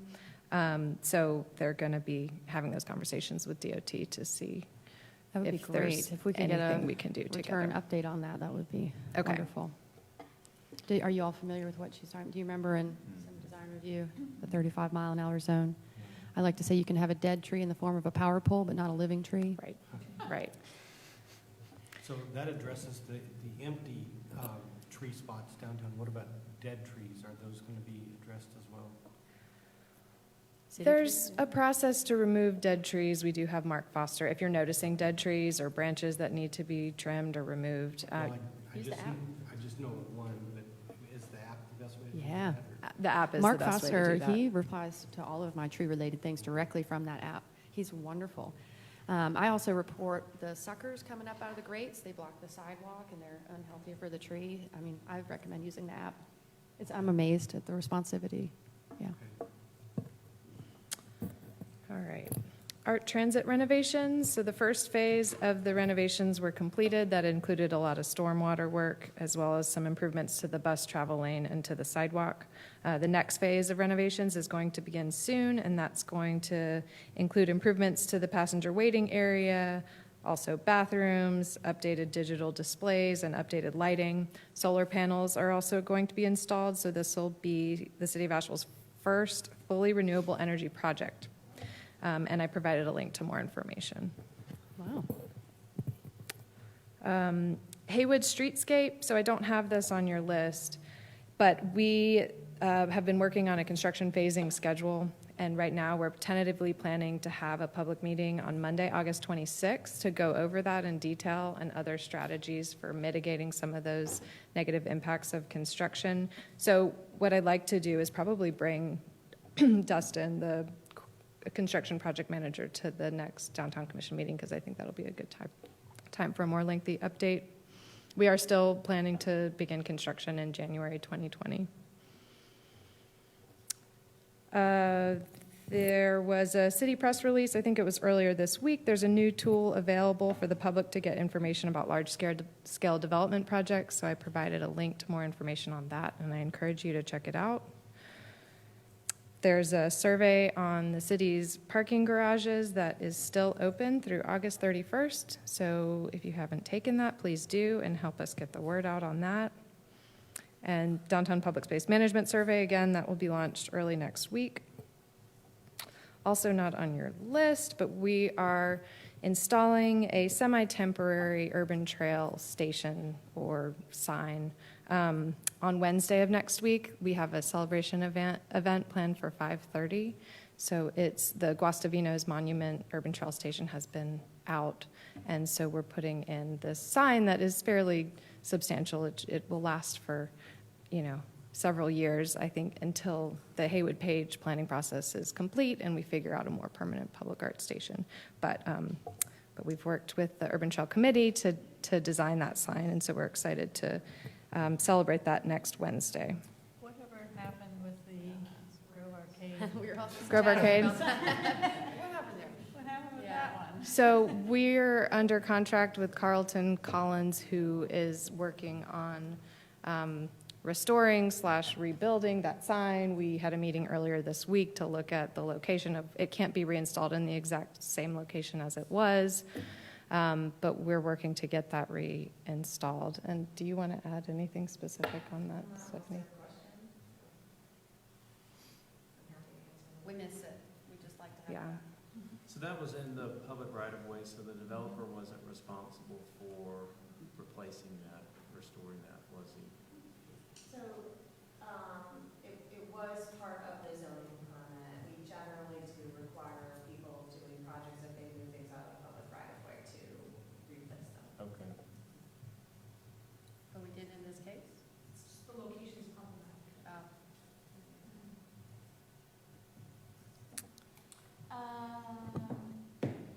Okay, super quick question, sorry. If a location is problematic, how do we, and I know you can't answer this right now, but will someone eventually tell me, how do we prevent that from happening?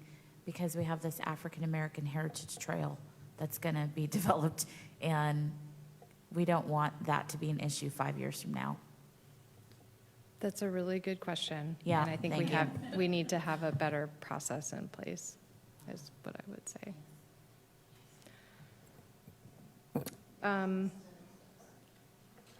Other questions? I think maybe Sasha can provide an update on the Create 72 project that went to planning and zoning earlier this week. I do think we expect the tribute proposed developments, Cox Avenue and Collier Avenue, to come to the Downtown Commission next month.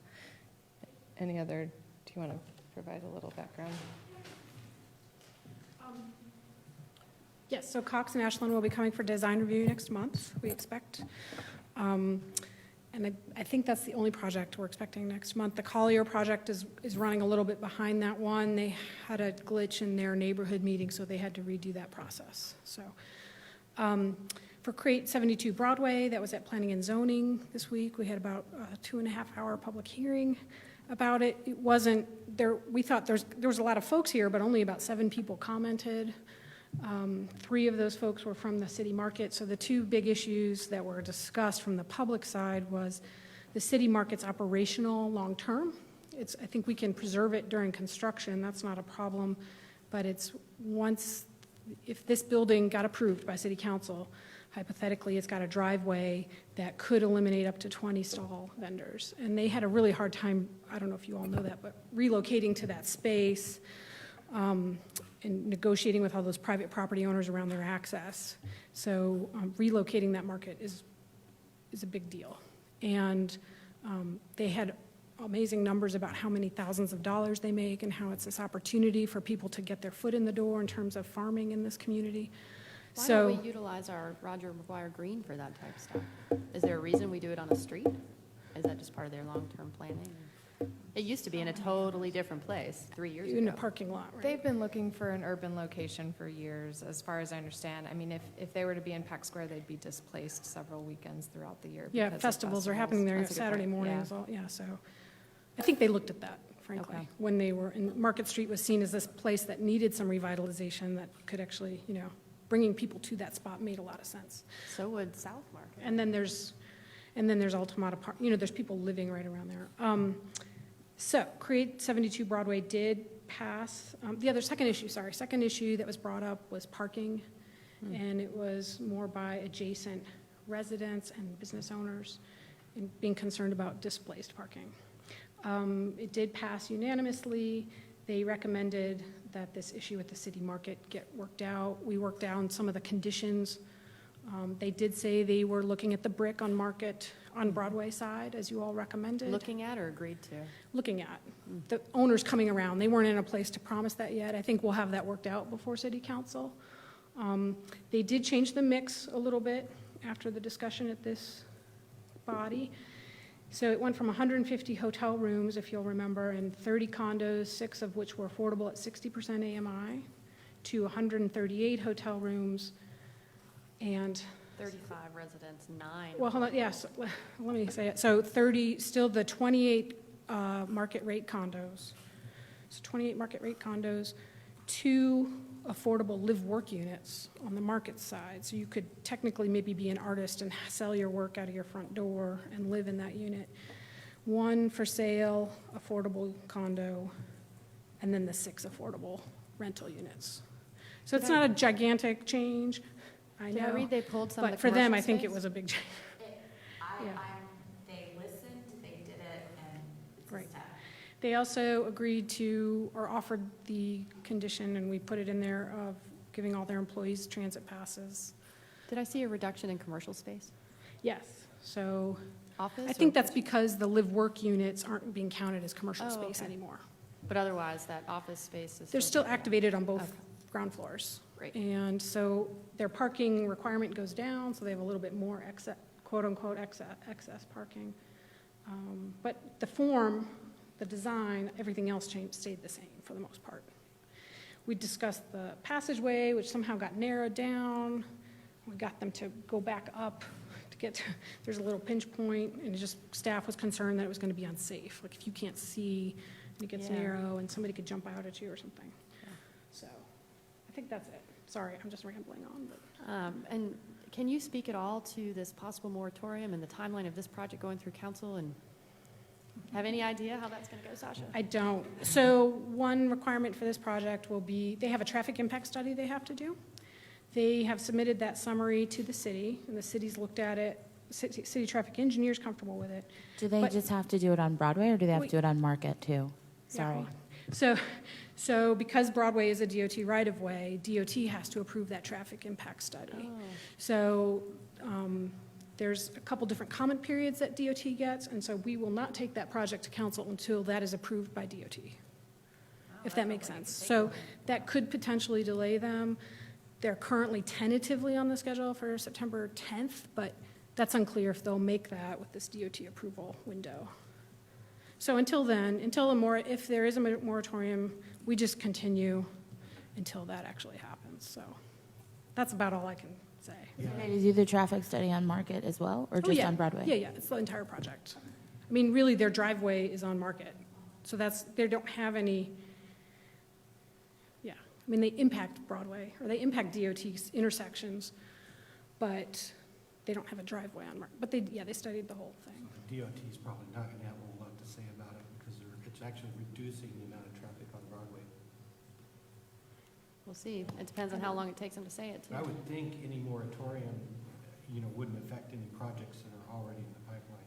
I have learned that is incorrect. Is that right? I'll share what I was told, and I think we need to look to council for explicit direction on this, so don't just take me as the entire story. But what I was told in meeting with a counselor this week was that up until the moment they grant approval, they can be blocked by a moratorium. So despite that application already being in, it's not like a zoning change. So they don't proceed something that could impact that. It's strange. It's allowed, so they could, and I actually asked, so if it were on the agenda after a moratorium discussion, they could actually, yeah. And I was told that they are trying to vote on this moratorium around the end of the month. I wasn't sure which council meeting, but. All right. Any other updates before we move to public comment? Questions for anyone? All right. Thank you for that update, both of you. Now we're up to public comment. If you have a public comment, please come up, state your name. You have a few minutes. Does anyone wish to speak? Public comment 10:30. Hi, I'm Peter Landis. I live downtown. I just want to say that the idea of a potential shuttle to bring workers downtown is a terrific idea. I can't imagine how many people manage to survive when they live so far out of town and, besides getting low wages, have to put part of their money into either having an automobile or using Uber or finding some other way to get to and from town. And I think that as people have been pushed out of town, we have to find some way to bring them back in. Thanks. Thank you. Anyone else? Hi, I'm Margie Bukowski, and I work downtown. Just one thing that I think should be considered for those folks, I think the shuttle idea is great, but I also know that there are a lot of people, restaurant workers, hotel workers, and many others that might want to take the shuttle, but they have children. What happens when your children get sick at school? How are you going to go back and get your children? So they may want to look at dedicating a shuttle that would, if something emergency happens or someone gets sick at work and needs to go home, how are they going to do that? And the other thing is that when you talk about errands and things of that nature, sometimes people need, Asheville doesn't even have a real downtown drugstore. We don't have a CVS. We don't have a Rite Aid. We don't have any of a Walgreens or anything like that. And I think that if we're going to consider this type of progressive thought process for transportation, we need to get things downtown so that people don't have to worry about, well, I need to go pick up a prescription or I need to do this. And I can honestly say, if I had taken the shuttle and I needed to go get a prescription, I don't want to walk to Harris Teeter. I mean, it's dangerous. It takes a lot of time. I might not feel like it or something. I mean, we need to think about the things that are missing in our downtown for all these people that are living downtown and more people coming to live downtown is our food desert and drugstores and things that I mean, if you go to Charlotte, if you go to Raleigh, if you go to Greenville, they have all these things downtown. So something to consider. Thank you. And I think, you work a lot with the LIHTC program, Low Income I do. Housing Tax Credit, which also scores you on your proximity to things like pharmacy. Exactly. And 1 mile. I agree that we should build a really great big grocery store in downtown. I would like to comment, we do have the Asheville Discount Pharmacy, which is... It doesn't actually qualify, yeah. But it could be one of these things we've been talking about in other rooms, which is about boosting local businesses into improving themselves and sustaining the city in a better way. So your point is very sound. Thank you, Margie. You can make a public comment, yeah. Richie Rozelle, Land of Sky Regional Council. And to your first point about riders that have unexpected needs, I should have addressed that earlier, I'm sorry. Basic table stakes of a good shuttle system is that there's a guaranteed ride home agreement, and then you identify a service provider because child, family, health emergencies do happen, and so that is something that's absolutely scoped and would be taken care of because people would not ride a shuttle if they feel trapped or sequestered or not free to do their emergency needs. That's great, yeah. Thank you. Would anyone else like to make a public comment? Come on up. I bet he came back just to make it. My name is Kim Roney, and I just wanted to say thank you to Commissioner Hunter for bringing up the difficult conversations that we need to have around are we really being inclusive if we're not addressing an equity lens, because this conversation about a shuttle proposal will be and must be better, and it will be made better by applying an equity lens. I think the part of me that has like a general concern is I want to get cars off the road. And I know that Mother Earth needs us to be good stewards, and that's part of this conversation with the shuttle. I also want people to have access to work. But the part of me personally that's feeling conflicted is that we need private-public partnership to come in. We need the pressure from our major employers to want to have access to their workers. What I don't understand is why that pressure isn't coming through in a way that's making access for everyone, just the workers they want and just when they want them, when we could be having a really large community conversation about a better, more effective Asheville regional transportation system that works for all the people of the city, works into the evening, has a downtown shuttle. So I hope that we can be having a bigger conversation about what access really means. Thank you. Thank you, Kim. Any other public comments? Tim, we're surprised. Hello, Downtown Commission. I'm Timothy Sadler, and I want to applaud all the conversations that are being had about this really important topic, commuter transit, public transit, and I have kind of an idea. I know how complicated it is to free up operating expense to do everything that we'd like to see. I'm sure everybody on this commission would like to see all the needs be met of all the community, but unfortunately, it's not a perfect utopia that we have. So, my top skill, I would have to say, is creativity, and what I see as a potential solution in helping create a program that is being really utilized to the point where we get significant sponsors and grant opportunities. I had this kind of idea of kind of gamifying using the shuttle service so that people are invested in using the service. So think about creating a club, for instance, or a concert like Mountain True has, that, if you have a certain amount of points by riding the shuttle, Sierra Nevada might give you a couple of coins for a beer, or Mountain True might offer you a ticket to a concert by, say, Michael Franti. That would be a way, I think, that people would want to be more engaged with that kind of a system, and would also build more of a case for additional funding to be able to meet the needs of all of our community. And so that's my comment. Interesting. Thank you. Any other public comments today? Okay. Public comment closed 10:38.